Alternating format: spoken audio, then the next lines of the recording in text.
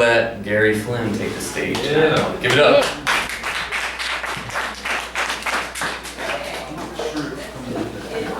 That one?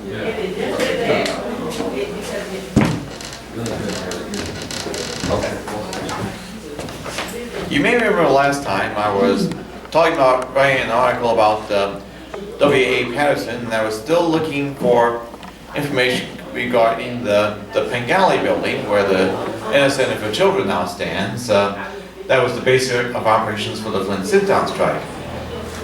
I haven't found the exact year of the demolition, but I did come up with a piece about its builder, who was also an early Flinn developer. It's about William A. Paterson, which I subtitled Carriage Maker, Auto Builder, Real Estate Developer. Flint was still a small town when William A. Paterson arrived in Flint in 1869 to establish a buggy repair shop which evolved into a carriage factory and later an automobile factory. Paterson was born in Gulf, Ontario, Canada in 1838 to parents of Scottish immigrants. Raised in Gulf, he learned the carriage making trade and became a proficient journeyman craftsman in the trade at age 18. Paterson immigrated to the United States in 1857, where he worked his trade first in New England, then in Kentucky at the time of the Civil War, and during the war moved to Illinois, working in a factory that made horse-drawn ambulances. After the war, he and his two brothers established a wagon factory back in Canada in Kincardine, Ontario. In 1869, Paterson moved to Michigan where, after spending a few months in Pontiac, settled in Flint to form his buggy repair shop at 617 South Saginaw Street, which originally was a one-man operation. But by 1885, Paterson was employing 36 workers and was building a buggy and a cart each day. By 1885, Paterson established a brick factory, and by 1901, it was producing 23,000 vehicles a day and employed 23,000 workers. May have to rewrite this a little bit. It has been told that Paterson forged a cross that tops the spire at St. Paul's Episcopal Church across from Paterson's carriage factories along 3rd Street. Incorporated in 1896, W.A. Paterson Company had grown into a 3-building complex along East 3rd Street between Saginaw and Harrison Streets.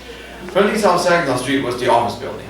Behind the office building, across Brush Alley, was a 3.5-story factory with a 4-story addition along Harrison Street that was built in the 1880s or 1890s. Across 3rd Street, behind St. Paul's Episcopal Church, was a 5-story building built in 1905. Connecting the two factory buildings was a tunnel underneath 3rd Street that was built in 1909. It was used to transport wagons started in the older factory to the newer factory for completion. In 1908, Paterson began assembly of automobiles and discontinued carriages around 1910. The cars were well built and developed a loyal following with a dealer network covering each of the United States.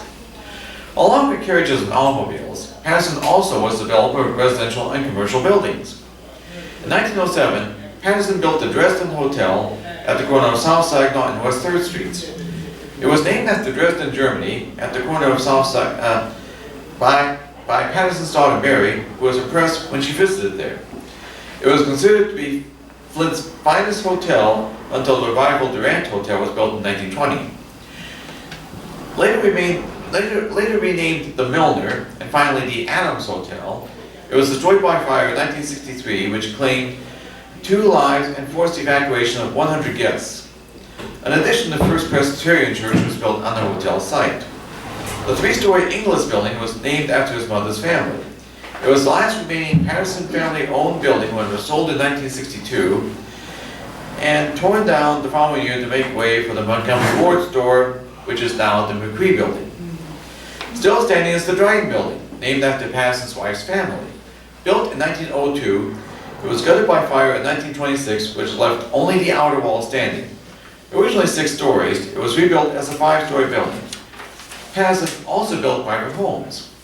One home Paterson built in 1907 for his son is still standing at 307 East 3rd Street at Wallenberg, and today houses the Martin J. Banks Funeral Home.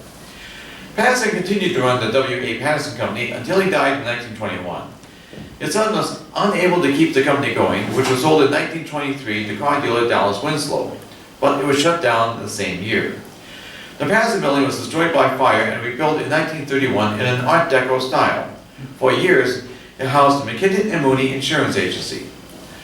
The two former factory buildings across from each other on 3rd Street at Paterson were converted to other uses. In 1926, the 5-story former factory was sold with plans to convert it into an apartment building along with 2 adjoining structures. The first floor became retail space. 2 years later, it became the original home of the Flinn Institute of Arts. The first floor was occupied for years by Brownson Fisher Wallpaper and Paint, which was a partnership of the building's owner, Charles M. Brownson, along with Osmond E. Fisher. Around 1963, the wallpaper business was sold to Fisher Wallpaper and Paint, but the Brownson name remained until the early 1970s.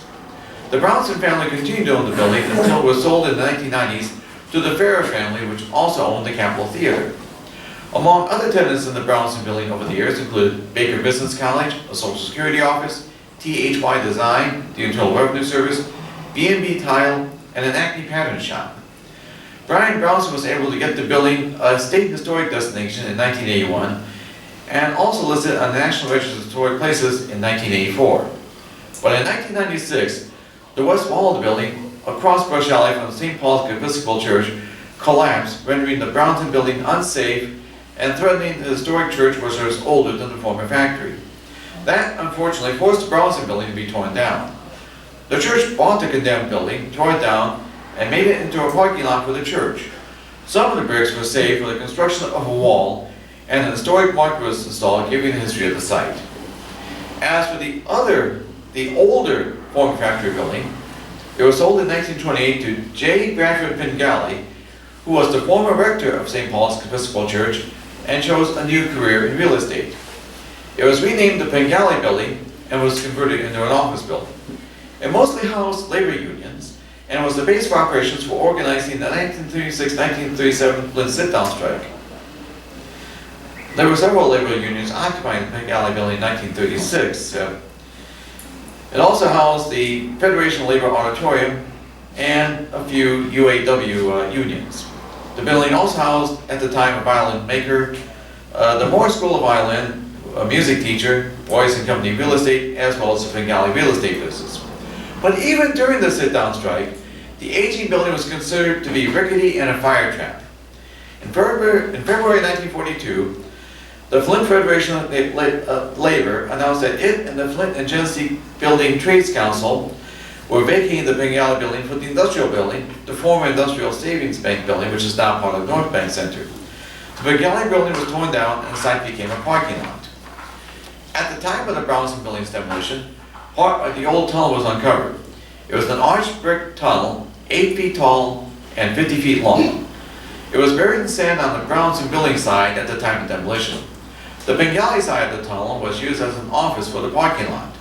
In 1953, a Hamley Brothers food market was built on the former site of the Pengali building. Later used as a Scat furniture store, the building now houses the Ennis Center for Children. So when you pass by the Dryden building, the Paterson building, and look at the steeple of St. Paul's Episcopal Church, remember William A. Paterson, the pioneering carriage maker, auto builder, and developer who made those landmarks possible.